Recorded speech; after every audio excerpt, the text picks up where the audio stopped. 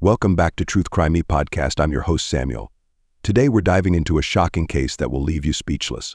Meet Abraham Lincoln, a husband who seemed to have the perfect life. But behind closed doors, he was hiding a dark secret. Abraham Lincoln murdered his wife and fooled everyone, including his friends, family, and even the police. But as we all know, the truth always comes out. Join me as we unravel the twisted tale of Abraham Lincoln's deceit and explore how he was finally caught. You won't believe the lies he told and the secrets he kept.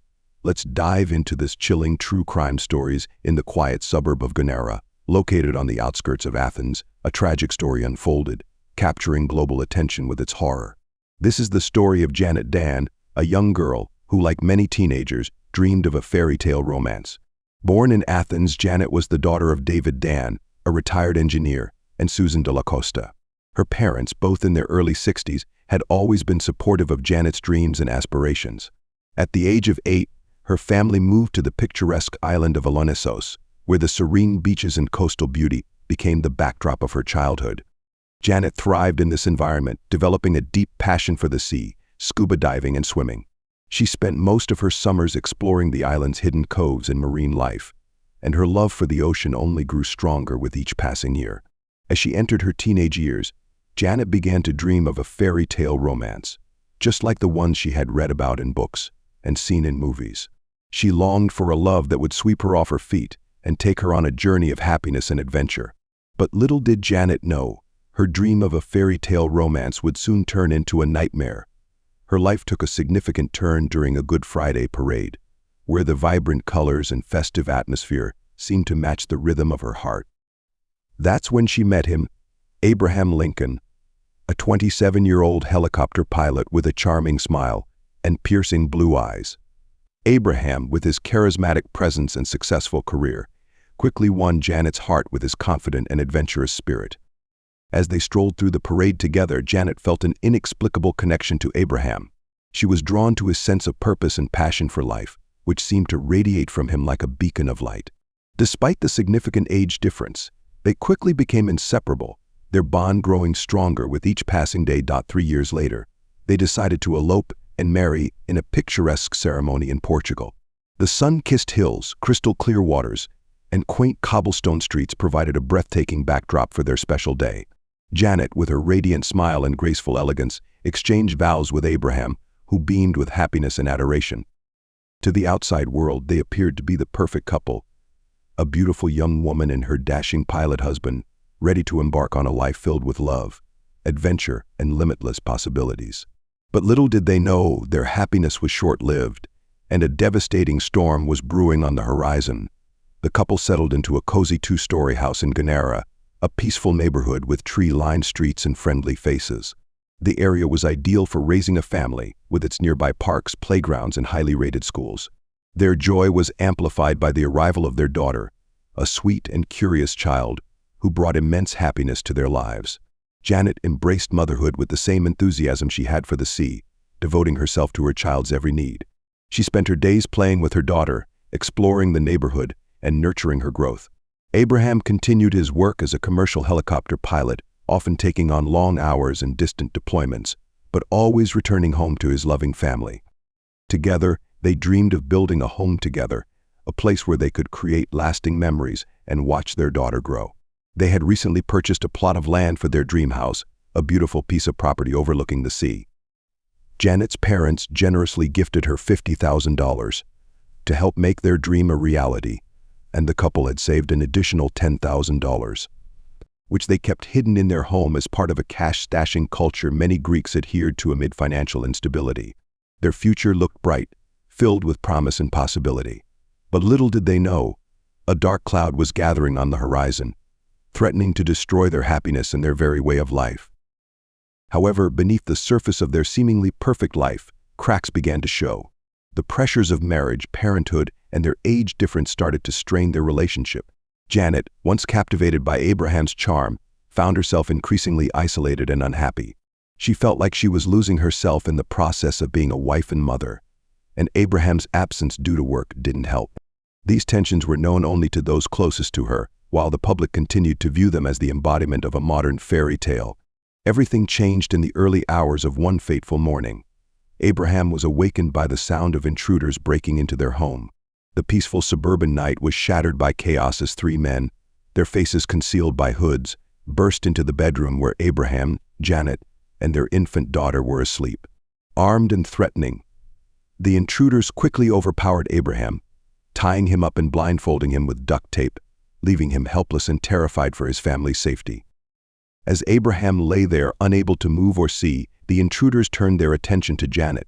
They began to ransack the room, searching for something, but Janet's mind raced with fear, wondering what they wanted and why they were doing this. She tried to protect her daughter, but one of the intruders snatched the baby from her arms, leaving Janet feeling helpless and desperate. The leader of the group, a tall, menacing figure, approached Janet, his eyes gleaming with a sinister intent. He began to question her, demanding to know where they had hidden the money. Janet, confused and terrified, protested that they didn't have any money, but the intruder just laughed, his voice dripping with malice. The men demanded money, their voices cold and threatening.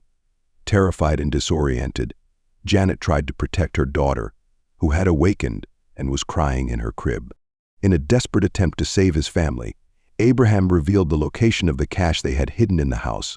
The intruders found the money in an unconventional hiding spot, a Monopoly game box. However, even after taking the cash, they were not satisfied and continued to ransack the house for more valuables. As the ordeal escalated, the intruders grew increasingly aggressive. Janet and Abraham, now bound and terrified, pleaded for their lives and the life of their daughter, but their pleas fell on deaf ears. The men pressed a gun to the head of the infant, pushing Janet to the brink of hysteria. Despite being blindfolded, Abraham fought against his restraints, his desperation mounting with each passing second. What happened next was nothing short of a nightmare. Janet was brutally attacked and smothered with a pillow as she fought for her life. The attack lasted agonizing minutes, leaving her body covered in bruises. Despite her resistance, the men were relentless, ultimately extinguishing her life. Abraham, his strength waning, slipped in and out of consciousness. The intruders, believing they had left no witnesses, fled the scene, leaving behind a house in ruins and a family destroyed. The only sound was the desperate cries of their infant daughter, who remained beside her mother's lifeless body, trying in vain to wake her. Abraham managed to reach his phone and dial emergency services, his voice muffled by the duct tape around his mouth as he pleaded for help.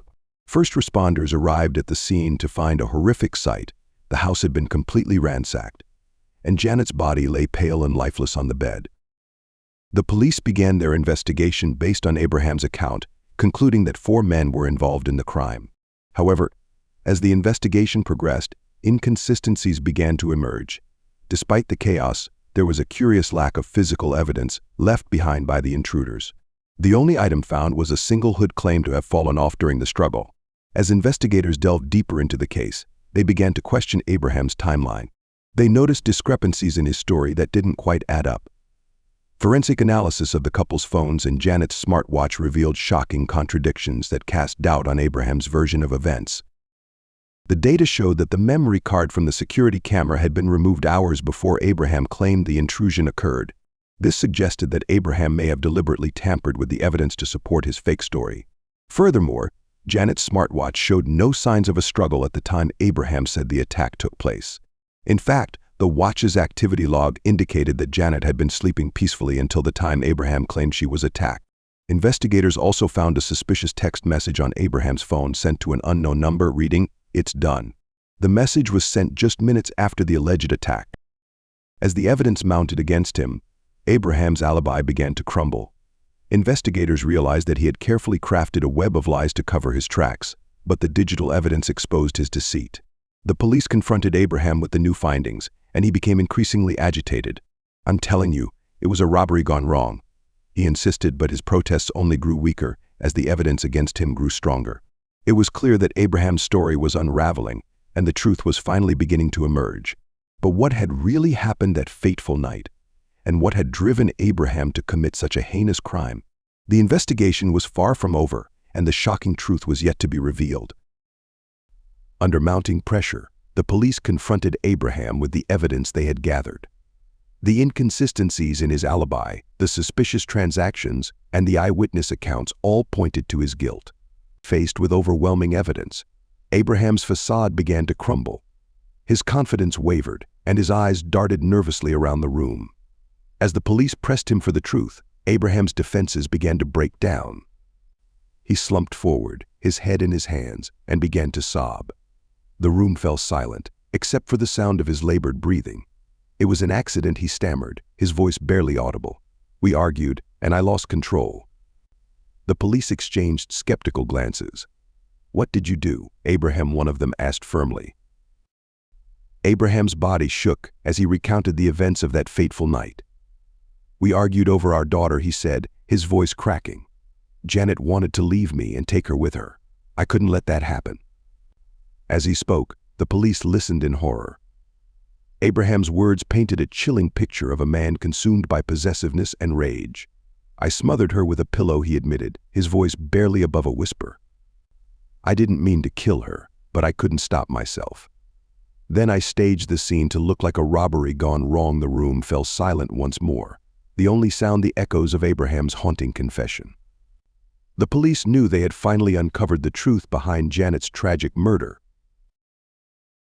The revelation sent shockwaves through Greece and beyond, leaving a trail of devastation and heartbreak in its wake. The man once portrayed as a grieving husband, a pillar of strength and devotion, was now exposed as a cold-blooded killer. Abraham's arrest and subsequent trial were a stark contrast to the image he had so carefully crafted. As the evidence mounted against him, Abraham's mask began to slip.